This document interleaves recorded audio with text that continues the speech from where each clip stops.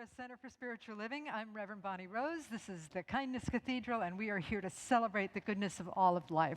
I'm going to go ahead and pass the word to our board president, Lonnie. Good morning, everyone. You know, Bonnie, I'm a little obsessed with fall.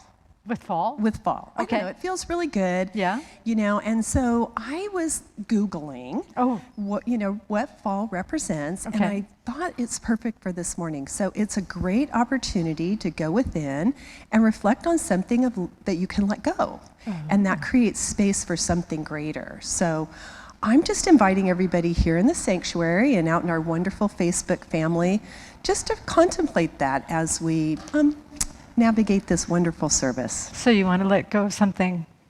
Well, I obviously let go of my memory because I had to write it down. So,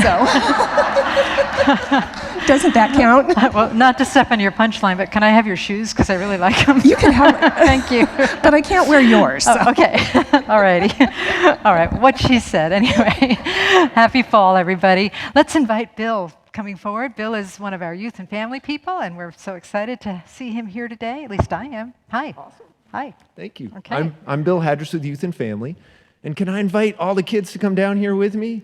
Yay! Everybody come on down. Paul, Kaya, Kennedy.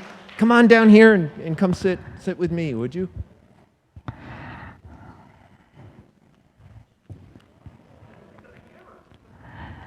Awesome. Right here. I need you right here for me, okay? You can just sit on the stage. Or if you want to sit up here, you can help me. Go ahead. Cool. Hi, Nico. Come on, guys. Come on up. Go ahead and take a seat. Good to see you. Hi. Good to see you. Hi, Kai. Cool. Oh, come on down.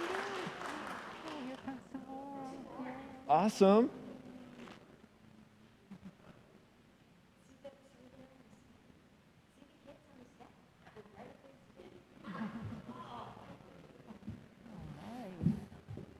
Awesome. See you guys. So,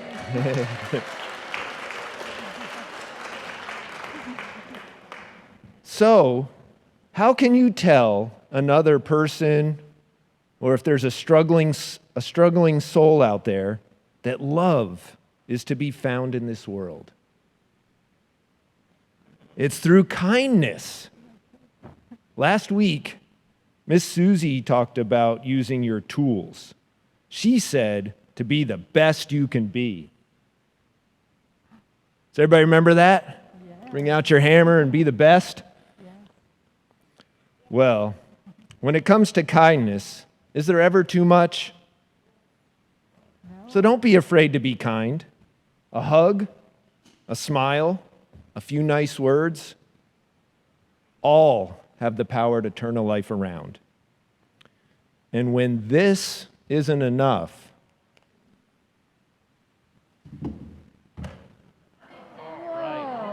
oh, it kills me.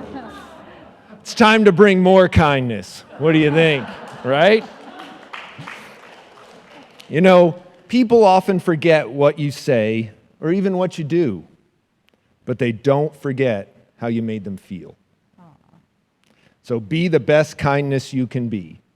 And I invite you to repeat after me. Kindness begins with me. Kindness begins with me. And so it is. And so it is. Thank you. Hey, Bill? Yes. Should we do the affirmation for the kids since it's been so long? Can we have them stand up and do we love you, we bless let's you? do it. You want me to do it or do you want to? Do you remember the words? Okay. Let's have all the kids stand up, and I'll stand up too. Okay? And then the congregation's going to repeat after me. That's your sister? Right. I know. It's wonderful. I've met your sister. Yeah. Yeah. You got a lot to say, kiddo. Okay, so we're gonna repeat after me, and you guys can repeat after me too if you want. Okay? We love you.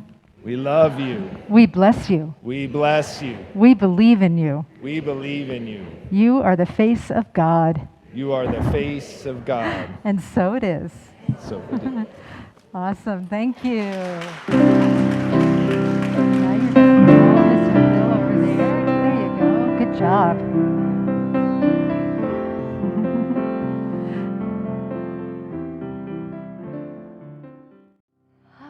That felt good, didn't it? Have kids back up on the stage again? I think I'm getting a little teary. Holy goodness. All righty, so I'm sorry, Kathy, it's time for you to pray. Good luck. That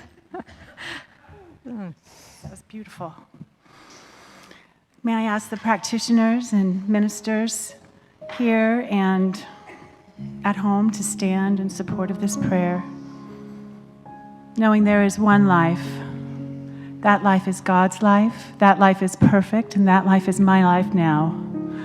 Knowing that this life is so full of love, of beauty, of kindness, of goodness, of joy, of ease, of flow.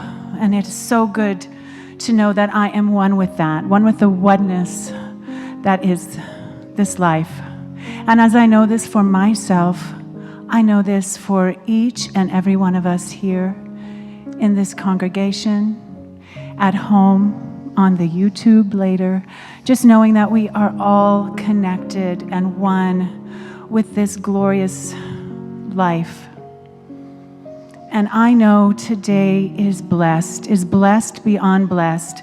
I know that the words that are spoken reach us so deeply, open our hearts, create more room for more kindness, for more love,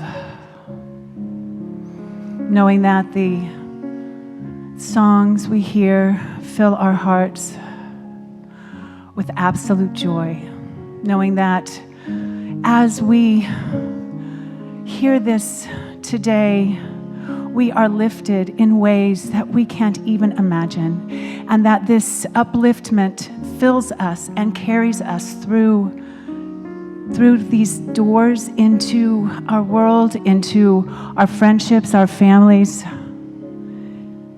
into our communities, to those who we serve, those who serve us, knowing this ripple effect just creates more and more love, more and more kindness, more and more possibilities.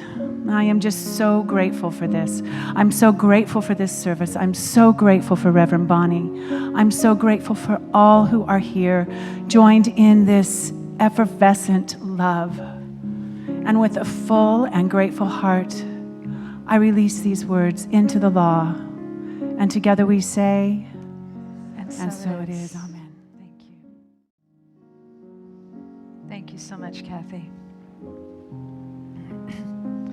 Our sacred reader is out of town today. He's probably driving on the freeway right now, listening to Audible, so we send him love. But we move into the sanctuary of our hearts and just trust that Spirit's word has been spoken already through Kathy, through the beauty of friendship, through the beauty of community here together and beyond, through the beauty of those that are listening now and later, and through the beauty of all the lives that this day will touch. Today we are here to remember the truth that was implanted within us before we even came to this planet. The truth of who we really are, consciousness, awakening consciousness here in a human body, both fully human and fully divine. Fully immersed in the light and the love of God as we embrace and befriend the shadow and the darkness, all of the aspects of being human intersecting with all of the aspects of being divine. And so how wonderful it is to remember the truth of our existence and who we came here to be. Remember the truth of letting go. Remember the truth of receiving. All of that and so much more. And so as we sing together our chant, I am remembering who I am, let us remember whatever is most dear to us, whatever is most truthful to us about the truth of existence. And we remember it for ourselves, we remember it for the people in this spiritual community, but most of all, we remember it for all beings everywhere, using this consciousness, using this sacred time together to bless the world, to bless the cosmos, to bless all things. Together we sing, I am remembering.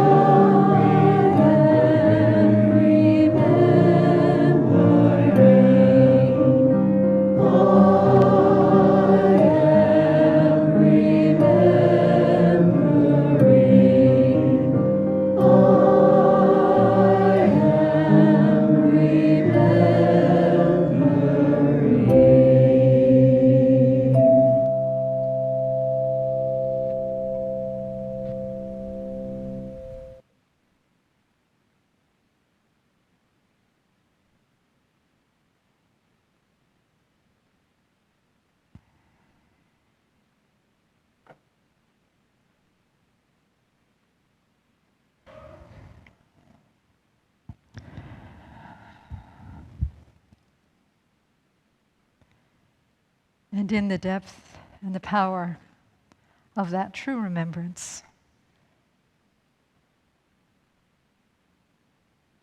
let us feel it privately within our souls for one more moment.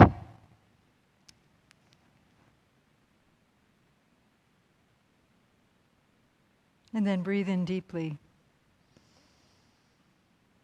And exhale, opening our eyes in love and in service to what is, as it is, and so it is.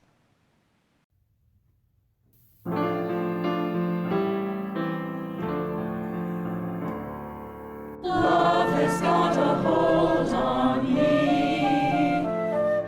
Love has got a hold on me. Love has got a hold, yes. Love has got a hold, yes. Love has got a hold on me. I've got help on my journey. Love for eternity. I've got help on this journey of life. Love has got a hold on me. Love has got a hold on me. Love has got a hold on me. Love has got a hold, yes. Love has got a hold, yes. Love has got a hold on me. I've got joy on my journey. I've got harmony. I've got love on this journey of life. Love has got a hold on me. Love has got a hold on me. Love has got a hold on me. Love has got a hold, yes. Love has got a hold, yes. Love has got a hold on me. I've got help on my journey. Nothing's the matter with me.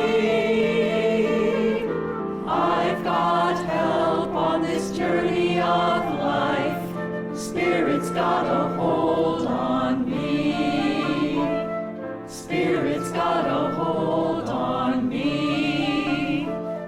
Spirit's got a hold on me. Spirit's got a hold, yes. Spirit's got a hold, yes. Spirit's got a hold on me.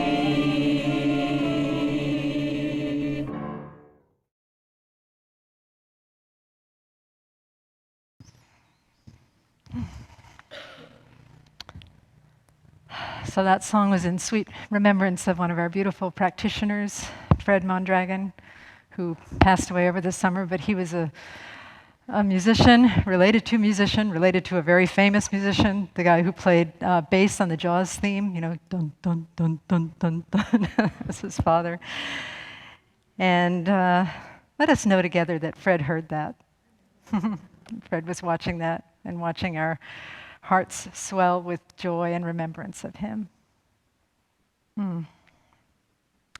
So in in contemplating what to speak about today, I was thinking back to a few weeks ago. We had our friend and our brother Nemo Patel come, and I did an interview with him. And for those of you who may not have been here, Nemo Patel was an American rapper. And he's an Indian-American rapper from India. His parents are from India. And he decided to give all of that up and work with the children in this slum community called Manav Sadhana. And he works with them on music, and ultimately they created this beautiful show called Jai Jagat, which is like a celebration of glory to the earth. And they've done several tours, and about maybe 3 years ago or so, they were going to do a tour and bring it to the United States. And our center was very much involved in doing the fundraising and bringing the children over to the United States so that they could fulfill their dream, fulfill their goal of doing this wonderful tour for America and also in England. And when I spoke with Nemo, we talked about this story that continues to inspire and perplex me a little bit too, somewhat, because when push came to shove, it was all very, very last minute about whether or not the kids could get their visas or not to come to America. And days before, they didn't have their visas, and they thought they might have to cancel the trip. And when we spoke on a Zoom call with all of the volunteers from various organizations that were responsible for helping these kids get to the States and to England, Nemo said, actually, it's not really about the trip. It's not really about the goal of having this show and doing this trip and doing this tour. It's much more about the process that we went through. And my thought was, well, maybe to you it is, but I want to see those kids here in America, and I want them to come to the church and have this whole celebration that we were planning. So I was a little attached. Let's put it that way, okay? And as it turned out, they were able to come, and it was fine. And they trusted in God, and they tethered their camel too, and everything was fine, and they came. But it got me thinking about the idea of goals. And our goals, they were so detached and so, what I would say, non-clinging to this idea of the result, that it made me think about our relationship with goals, my relationship with goals. Because, often in metaphysical teachings, we're taught to have a goal, to have a strong goal for something. Napoleon Hill. I love that. Napoleon, it's okay. Napoleon, you know that I love punchlines from cell phones, so I think you should all put your cell phones on, whatever tune it wants to play. But anyway, Napoleon Hill says that we should cultivate a burning desire for that which we want. And there's all kinds of ideas about, if you believe it, you can achieve it. And Ernest Holmes, that you pray until the demonstration is made. And all of that feels very goal-oriented to me. And I was thinking, well, is that wrong? Is that wrong? Is that something that we shouldn't do? Or should we cultivate a little bit more detachment? So today is about the idea that perhaps one of us have, in this congregation, perhaps more than one of us, perhaps all of us have a goal. Something that we really want to have happen, something that we really want to manifest in our lives. And what is our relationship with that goal? What is our relationship with that idea of manifestation? And how can we have a really healthy and happy and constructive and ultimately more satisfying relationship with this thing that we call goals? There is this idea that, a goal is a good thing or a goal is a bad thing. And my answer to that, is a goal a good thing or is a goal a bad thing? I would say yes, it's both. It can be both, depending on our relationship with it. There's much in spirituality, particularly in mystical spirituality. When I think about the teachings of Islam, there's a commentary that says that God is a hidden treasure that loves to be known, and God creates the world through us. In Christianity, in the Gospel of Thomas, let me read this quote so I get it right. In the Gospel of Thomas, there's a saying that is, if you bring forth what is within you, what you bring forth will save you. If you do not bring forth what is within you, what you do not bring forth will destroy you. Let me read that again. If you bring forth what is within you, what you bring forth will save you. If you do not bring forth what is within you, what you do not bring forth will destroy you. I think Jesus maybe could have used a little less aggressive language there. I don't know that it's going to actually destroy you, but you might live a life of wanting and desperation if you don't bring forth this divine impulse that is within you that wants to express in the world. Mark Nepo also said that love is like water. And so, how water will take whatever shape you give it. If I were to pour water into that container, it would take that shape. If I were to pour water into the piano, which I'm not going to do, by the way, Chris, they would take whatever shape the piano was. If I were to pour water in my cupped hands, it would take that shape. So love, or God, is like water. It needs a shape in order to express. And so all of that makes me feel like goals are a good thing. Goal gives a constraint, that goals are a necessary thing for spirit to pour itself into, for spirit in order to manifest. There's this saying that I love. I think one of my creative artist friends told me this, and she's like, creativity loves restriction, which doesn't seem to make sense, but it kind of does. Because if you say to a writer, just write anything. What am I going to write? I'm paralyzed. I don't know what to write. There's too much, right? But if you give a writer a writing prompt, and say, write about your first pair of shoes, bam! I got them at Stride Right, and they were little red sandals, and they were really cute.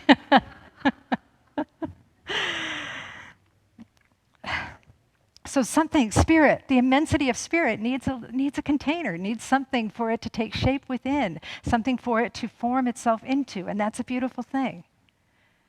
Another thing too that we've been talking about, I've been doing these wisdom Jesus classes, these wisdom Jesus classes, which sound oddly like Buddhism and Sufism to me, but it's all one religion. As Nemo said, God doesn't have a religion.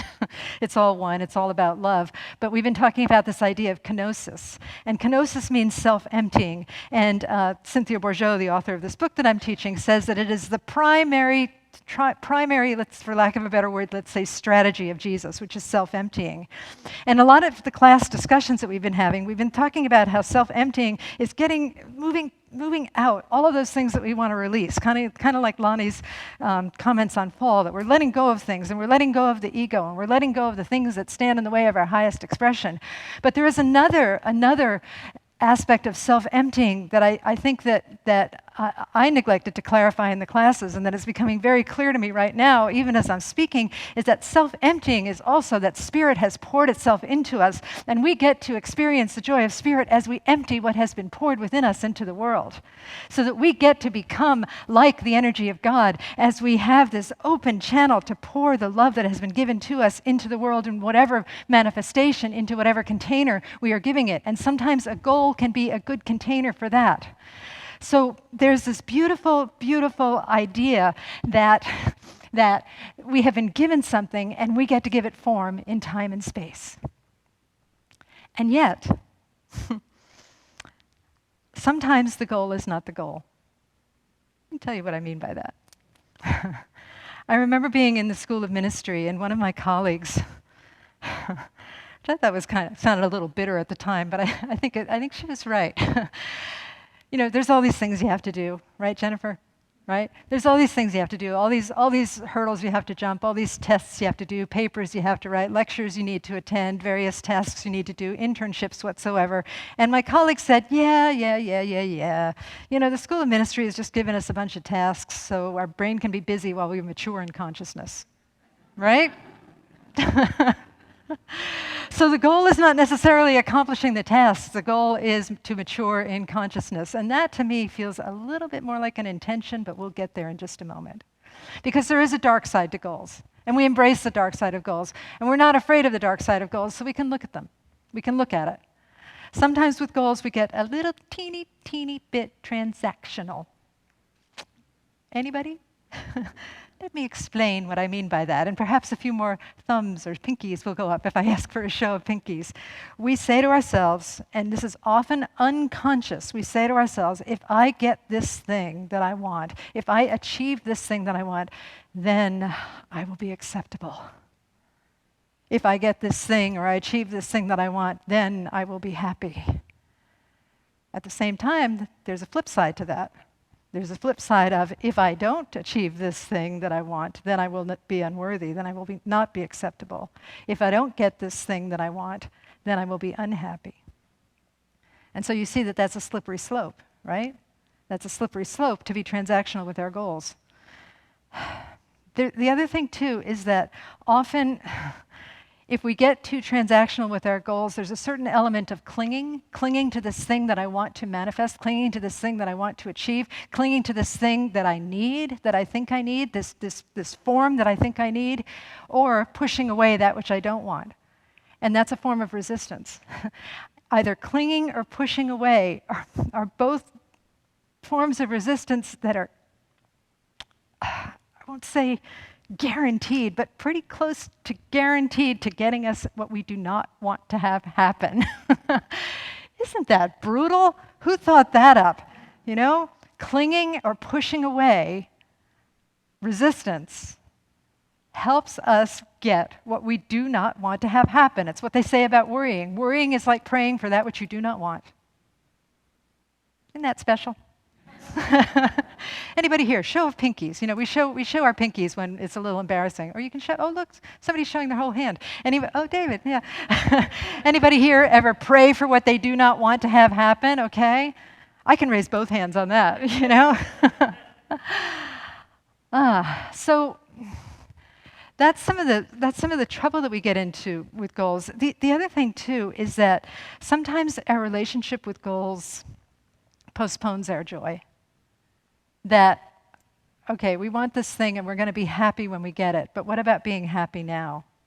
We want this thing and we're going to feel fulfilled and we're going to feel important when we get it, but what about being fulfilled and important now?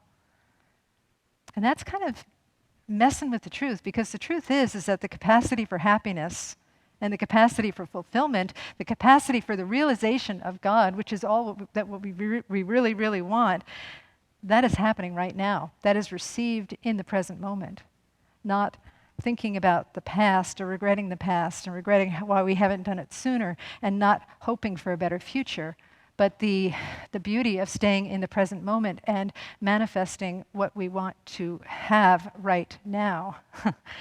And the secret of that is, what I would say, is intentions.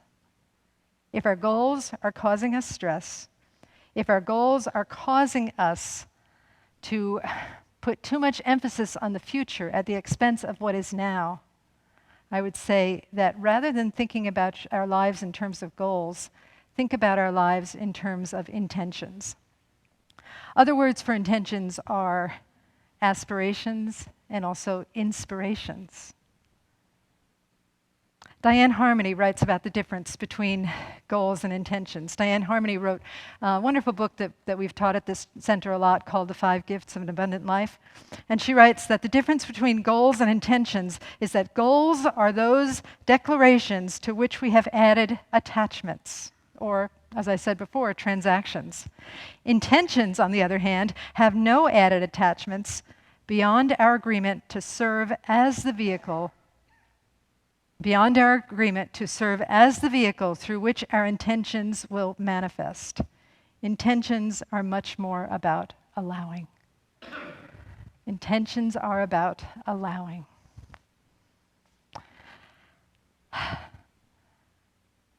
One of the ways that we discern the intention behind a goal is to ask questions about it. You know, so often we do this in our practitioner training. Somebody will come in with a very specific goal, and it's not wrong to pray for something specific. Sometimes, I remember my practitioner telling me this years ago, and I've always held on to this idea. Sometimes when we are extremely specific about what the manifestation or what the gift needs to look like, we limit the ability of the law to work. You know, we get in way. I always quote that nun that says, "Leave enough room for the Holy Spirit." Right? We get in the way of the Holy Spirit because the Holy Spirit's trying to make this thing happen over here. Meanwhile, something great is happening over here, but we miss it because it has to look this way. Right? So if somebody comes to us with prayer, or if we're coming to ourselves with prayer for something really specific, there are several questions that we can ask ourselves to get closer into the realm of intention. One of them, really simple. If I get this thing that I want, how will I feel? Will I feel abundant? Will I feel joyful? Will I feel happy? Will I feel peaceful? Will I feel loved? And then the other thing is, if I get this thing over here that I want, in the future that I want, what will that allow me to express? Same list of things. Will it allow me to express love? Will it allow me to express more joy? Will it allow me to express more abundance? Will it allow me to express more peace? That's how we get to the heart of our intentions. And then we can look at some of the benefits of intentions, or aspirations or inspirations. There's much more of an energy of allowing versus transaction. We allow it to pour through us. And we can have what we want. We can have love, peace, joy, harmony, independent of any circumstances that are around us. Has anybody ever experienced that? It feels like everything is going wrong, and you still feel happiness, you still feel joy, you still feel love. I'll tell you what, it happens in weddings all the time. You know, when I've done so many weddings in my 20 years as a minister, holy guacamole, how'd that happen? 20 years as a minister, I've done so many weddings, and there's often a lot of stuff going wrong. And I always tell the couple, you gotta laugh at this stuff. These are gonna be the stories that you tell over and over again. It's not gonna be about, oh, the church was so beautiful. It might be, but the best stories are gonna be the ones where all the power goes out, or your sister drops your husband's script from the show he was stage managing on Broadway in a puddle. That was, okay, my wedding, okay. But I'm not bitter. Not at all. We've forgotten. But it's always the stories like that that are the big things. And you know, the things that go wrong, oh my gosh, in a way, you know, if you look at television, if you look at movies, if you read books, it's always the source of comedy, is the things that go wrong. And you can have that no matter what is going on. You can have that intention or that aspiration right now. You can have the love, you can have the joy, you can have the peace. It's just not dependent on external circumstances. It is dependent upon the presence of God, that which is within you that wants to be expressed through you, coming forth and expressing in ways that are surprising and ways that transcend conditions. And there is nothing better than that. That transcends any material goal that we could want to have. Absolutely, because that's something that's like the secret, that movie, The Secret, right? That's the real secret, is to be able to be joyful and peaceful and loving and filled with abundance no matter what the conditions are around us. That's the real secret, because that's the truth. That's the truth behind who we really are. The other thing about living from a more intentional place versus a goal-oriented place is that it allows us to create. And by us, I mean the highest part of ourselves. It allows us to create from a place that is beyond what we think we know, beyond the known. You know that there is unlimited capacity within us, and yet we only tap into a tiny, tiny, tiny, tiny little portion of that capacity. If we open up to an intentional reality and allow the intention of Spirit to pour through us, then our creativity expands exponentially. And so I did this in class the other day. How many, just say yes, or hallelujah, or whatever it is. We're going to get all Baptisty here now in just a minute. So how many of us believe that God is infinite? Say yes. Okay, and if you say no, feel free to say no too. That's fine too. How many of us believe that we are one with God? How many of us believe that infinite creative potential can manifest through us? Yes. How many of us believe that no human material circumstances are bigger than God? Yes. You got that down. I can sit down now, because that's all you need to know, really. That's really all we need to know. And the land of intentions brings us out of that place of fear into a place of understanding the spiritual truth and allowing that spiritual truth to work through us and to work for us and to work on behalf of all beings. And that's part of the beauty of intentions too, is that it's not only about blessing us, it's about blessing the entire world. As we manifest our intentions, as we express our intentions, we bless the entire world. And I said as. As is a really important word in spirituality, because, you know, as I mentioned before, goals tend to be in the future, but intentions tend to be in the present moment. We don't have to wait to be happy. We don't have to wait to be peaceful. We don't have to wait to be abundant. We can express and experience all of those things now. We experience it internally through the quality of our thought and our heart, our mind. We express it through our action, through living like the truth of abundance is true, through living like the truth of love is true. And it doesn't matter how you choose to live like the truth of, let's say, love is true. If you are expressing love, you are honoring that intention, and the life that you want is already being manifested through you.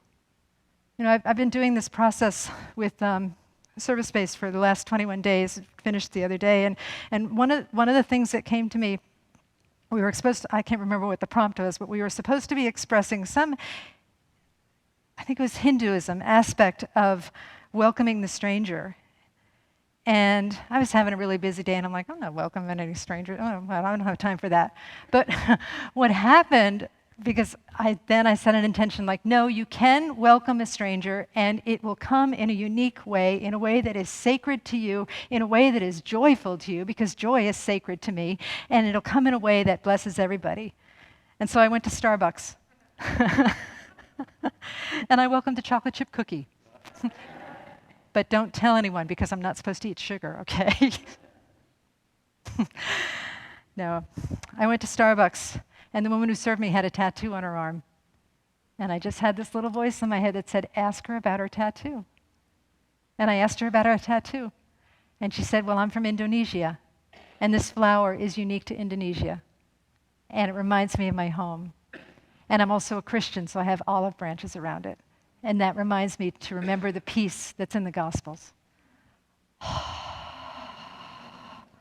Hallelujah. Praise Buddha, Allah, Jesus, Rumi.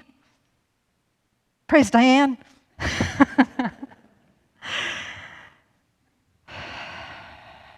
It's as easy as that. It's as easy and as powerful as that. And you know what? That little gal in Starbucks, who I haven't seen since, she doesn't know, but she's rippling out to this congregation. And maybe one of you will ask somebody about your tattoos, their tattoos, or show your tattoo, whatever. And it'll be a whole ministry, and it'll take over the world. Okay, never mind, I'm getting carried away. So, you know, the thing about intention, this is a little harder to explain, but I'm going to do my best. The thing about intention is that fear, you know, what often gets in our way of goals is fear. And however fear manifests. You know, for me, in the case of doing the Hindu practice of welcoming the stranger, it was fear that I didn't have enough time to welcome the stranger when all I really needed to do was go to Starbucks and have a conversation with somebody. Intentionality can draw us out of fear because there's an immediacy to it. How many of us like immediate gratification? Right? And if we're working from a place of intentionality and we say, you know, I want to express and experience love in my life, I'm going to just do it today. In fact, I'm going to do it right now. We could do it right now. You can do it in the social hall after service. You can do it right now. You can just bless yourself right now. We did it when we blessed our children who were sitting on the stage. Intentionality can transcend fear. And the other thing, too, is that it can transcend fear, even old fear. There's this quote that I want to share with you. And it says, it's from Rilke. And it says, our deepest fears are like dragons guarding our deepest treasure. You know? I heard that on a TV show, so it must be right. It was a nice TV show. It wasn't what I usually watch, like about serial killers and whatnot. It was Ted Lasso. Beautiful TV show, by the way. Beautiful TV show on Apple TV. But anyway, that fear is like a dragon guarding our deepest treasure. And I remember going to music school and learning that, you know, that all of us had intentions to be a performer, or to learn how to sing better, or to do something with our art, to do something with this beautiful quality that wanted to move through us. And I remember the guidance counselors took all of the freshmen into a room, and she said, you are going to be afraid. You are going to be very afraid. And she said, but don't worry about it. The only reason that you're afraid is that it's so meaningful to you that you want to make sure that you do it. And that sometimes generates fear. And see, the thing is with intention is that we can transcend that. First of all, we can see it. We can see that fear is just a normal part of the process, but we can also see that fear can be transcended in the moment by giving what we choose to receive, or giving what we want to give right then, right now, not waiting until some future goal to be manifest. One of the few regrets that I have in my career as a singer was, this is so random that this happened, but I remember feeling like I wasn't getting enough work. And I worked at Sloan Kettering, which is a major cancer hospital, and they had a lot of celebrities there, and there was a celebrity author there. And I was, you know, I had no business doing this, but I was telling her about my problems. She had cancer. I was telling her about my problems, about not getting work as a musician. And she said, here's what you do. You get some friends together, you go sing in nursing homes, retirement centers. And I was like, oh yeah, that's beneath me. That was a mistake. That was an error. You know, I'm glad the way that my life turned out. I'm glad to be here. But That's the type of capacity that I'm talking about, is that we can express what we wish to express right here and right now, no matter what it is. So if you want to be a singer, sing out, Louise. Join the choir. Ah, goodness. We turn from goal, from our, let's say we can have a healthy relationship with goals, but let's say we have an unhealthy relationship with goals. We turn from goal to intention through our attention. We put our attention on the present moment and how we are working with goals and intentions in that present moment. Last week when I spoke, I talked about getting on a call with a bunch of ministers, and I'm not sure how much detail I went into, I can't remember, but at the beginning, we're all being super polite, like, yeah, how you doing? Oh, great, really good. How are you doing? Oh, yeah, I'm doing really well, thanks for asking. How are you doing? Yeah, I'm doing great. How are you doing? I'm exhausted. And then somebody else goes, I feel like a failure. And then somebody else goes, you too?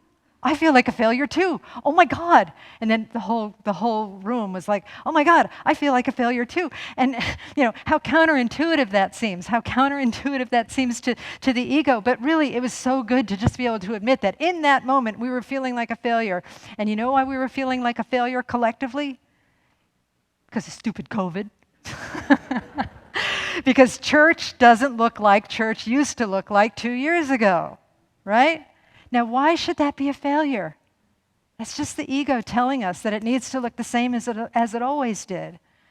And so, after that conversation, I was one of the ones like, oh my God, I feel like a failure too. I looked at it and I was like, you felt like a failure in that moment. But really, if you want to do some spiritual work around this, why don't you look at what you want to express through church? And by church, I mean life, all of our life. And by me, when I'm talking about me, I'm talking about all of us. So whatever it is, whether it's church, whether it's family, whether it's job, whether it's something else, why don't we, if we're feeling like a failure, if we're feeling less than, if we feel like we're not getting what we want, why don't we look and see what the intention is, what it is that we wish to express and experience through this, and start expressing that right now. And so I looked at church and I looked at what I love about it, and I love to pray. Oh my God, I love to pray so much. I love to pray, and I love to know the spiritual truth. I love to tap at this mystery and understand and hold the spiritual truth to my capacity to understand it, and to try to move beyond the wordless word, and to try to understand Spirit's grace in that which cannot ever capture it, but it's just such a joy to keep trying and to keep exploring and to keep going deeper. I love that so much. And just to teach classes and to be part of the blossoming of people in this congregation. I blossom as they blossom. And I love so much about it. So just to focus on that. Just focus on that, you little stinkers. Just focus on that and start doing that, and all will be well. Everything will be okay. Everything will be okay. And when I go to that place, I think of, I'm going to misquote again. Somebody can correct me after the service, please. Feel free, or during. But, Hildegard von Bingen, I don't even know if that's her name.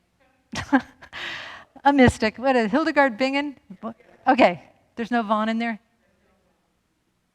Well, what does she know? No. A mystic from days of yore. I don't know the year, that's why I said days of yore.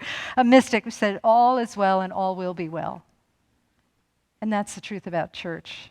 That's the truth about your life. That's the truth about my life. That's the truth about all of our lives. All is well. There is absolutely no reason whatsoever that church or anything else needs to look like it did yesterday. And you know why? Because there is so much creative potential in every single moment that we can reinvent something.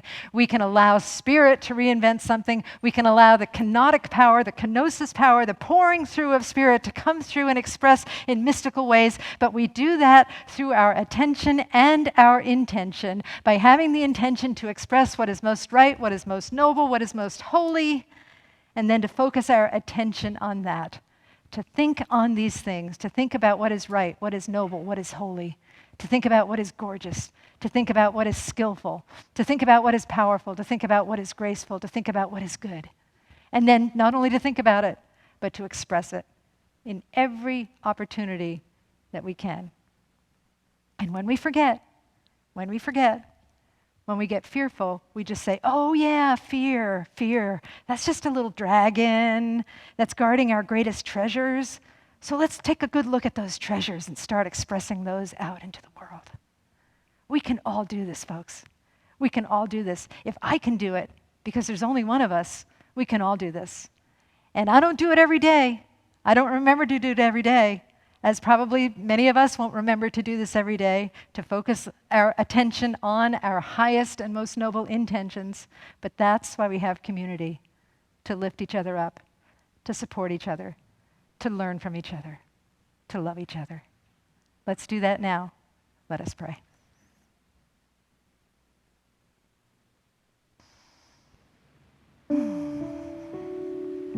So I turn within to trust and to know this power and this presence, this beauty, this amazing, amazing power and love that is God. This love that is beyond words, that is beyond the name God, that is beyond any name we can give it, but that is just so amazing and so gracious and so filled with glory. And then it manifests itself in us, as us, in every cell of our bodies, in every aspect of our being, in all of our noblest goals and intentions, even in our darkness and in our light, in our fears and our faiths. It's all God. It's all here. It is all desiring to pour itself, to outpour through us into this great, great kenotic dance of expression here in the world, here in the cosmos. And so I just say yes to that. I say yes to that on behalf of myself and behalf of everybody here, everybody listening, and on behalf of all beings everywhere, that together we open ourselves to be that place where Spirit shows up, where Spirit's grace pours through us in surprising and wonderful ways, to be that place of intentionality, to be that place that refrains from postponing joy or love or happiness or grace or peace or abundance or whatever it is we wish to express, but starts right now, right here, being that place, that expression in the world, in all of the tiny details of our lives. Knowing that in Spirit there is no large and small, knowing that everything matters in Spirit, knowing that everything is important, knowing that we are important, knowing that our hopes and our aspirations and our efforts and our intentions are important. We gather this energy into our hearts so that we can give it away. And what a beautiful way that is to move through the world in the grace and the glory and in the love of the one. So I just give thanks for this. I give thanks for this glorious opportunity to be human and divine. I give thanks for this opportunity to grow and to change and to deepen in understanding. I give thanks for all of the transformation that I know is occurring through each of us right now. I give thanks for our willingness. I give thanks for the goodness that brings us together and sustains and supports us as a community. I give thanks for everything that is. Today, I bless all paths to God. Churches, synagogues, temples, mosques, ashrams, all paths. Fundamentalists, atheists, agnostics, all beings. And with a heart that is so filled with blessedness, so filled with love, so filled with joyful anticipation, I say thank you, Spirit. Thank you, love. Thank you, mystery. And I release these words. And together we say, and so it is.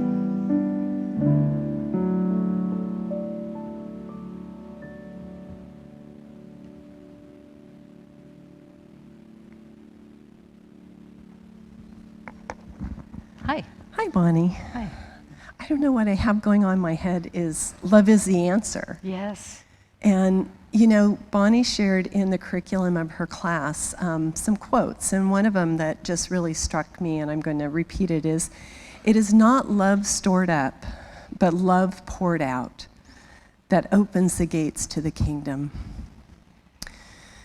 And, you know, this morning, it really does feel like a morning of love. And, you know, in other times I've been up here and talked about, as we navigated COVID, that we were planting seeds for trees whose shade we will never set under. And yet this morning we sat under some shade of a tree planted by our beloved Fred Mondragon. Fred Mondragon, yeah. And there's a piece of that that I think is important, is that we need to recognize when we are in that shade, that someone else provided that. And so this morning as we go into our sacred offering, I just encourage you to open that space in your heart for more love. Thank you, Lonnie. So if you'll place your offering over your heart and repeat after me. We trust in spirit. We trust in spirit. Love is a giver and receiver of all that we are. Love is the giver and receiver of all that we are. We offer this gift. We offer this gift. It is an outer expression of our inner abundance and compassion. It is an outer expression of our inner abundance and compassion. Our gifts bless many. Our gifts bless many. And return to us multiplied in miraculous ways. And return to us multiplied in miraculous ways. So that we may give again. So that we may give again. And so it is. And so it is. Thank you.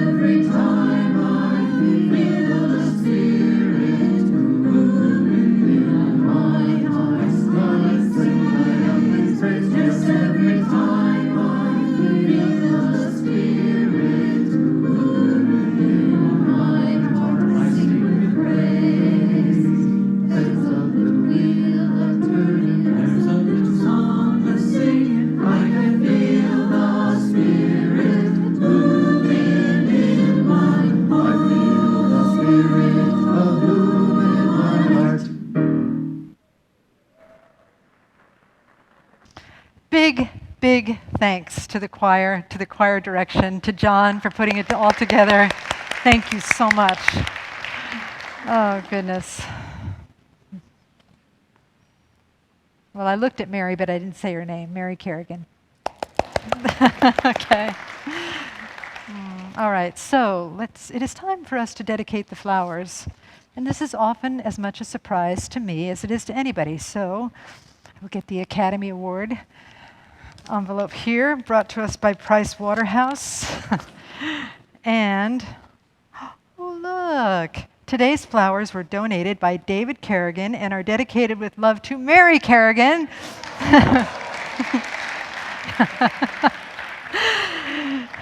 In celebration of their wedding anniversary.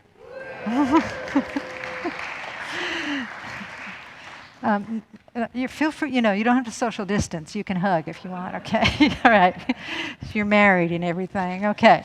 All right, so we have a new class coming up. It's called The Juicy Adventure, taught by none other than Kim Bryson. And she is facilitating for 5 Mondays. It starts on November 22nd, and it goes through December 13th. It is live, and it's in the evening. The teacher is requesting vaccination because there's a lot of interaction in it. And for more information, you can go ahead and pre-register on our website. New Member Sunday. If you are a new member, you're going to get a phone call that we're going to have a ritual and get you sworn in here as a new member. And that's happening on November 7th during the service. And we invite all of the congregation to come and welcome our new members. The Wednesday meditation is, Open Selfless Awareness with David Kerrigan. That sounds awesome. And that's on Wednesday, October 27th at 6:30 p.m. via Zoom. Details on the website. We are having an interfaith Thanksgiving gathering. That's taking place on Sunday, November 21st after service. It's at 3 to 4 at Temple Beth Torah. I'm going to be in it, and a bunch of other interfaith ministers will be there. Rabbi Lisa, the person I want to be when I grow up, and she's going to be there too. So it's going to be great, and we'll give you more details later on. Okay, we're doing some outreach things. This is important. We're doing a Thanksgiving food drive. And so we've got some big yellow barrels out in the social hall. And they are requesting some specific things that are most helpful. Things like canned proteins, such as beans or peanut butter, or cereal, non-sugary types, rice, that's the gist of what they're requesting. Healthy food, basically. Like I said, there's 2 bins in the social hall, and the drive begins today, and it goes through November 30th, so bring in your stuff. We're also doing service at Family to Family, which is serving lunch to the unhoused folks on first Mondays. Information on that is on the website, as well as information on Lift Up Your Voice, which is an organization that helps people be rehomed. And we don't need any furniture right now, but smaller kitchen items such as pans, silverware, pots, things like that, as well as working bicycles are needed. So if you want to donate any of that stuff, it's on the website, and there's a contact number there for you.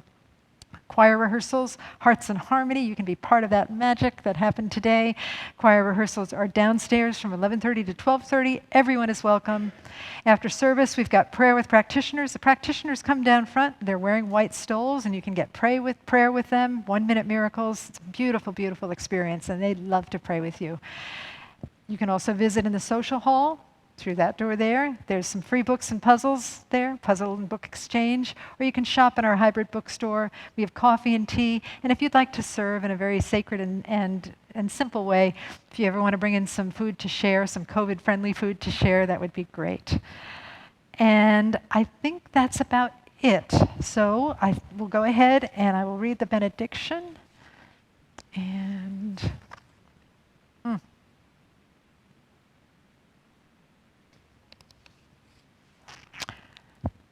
just want to say how good it is to see y'all. Really, really good to see y'all here today. Thank you so much for joining us, and I'm excited about what we can do. I'm excited about the future of this center and what it looks like, and the expansion of love that I know is happening as we all practice these principles. So thank you for being part of that. Let us pray. Divine Beloved, inspire us to become a mystical center of non-duality, to allow the love of God to work through us, to take action upon the call of kindness, to serve the greater good for all beings, to bring the kingdom into the garden through surrender into boundless grace. We are yours, you are ours, all is well, and together we say, and so it is. Namaste. Thank you, everyone.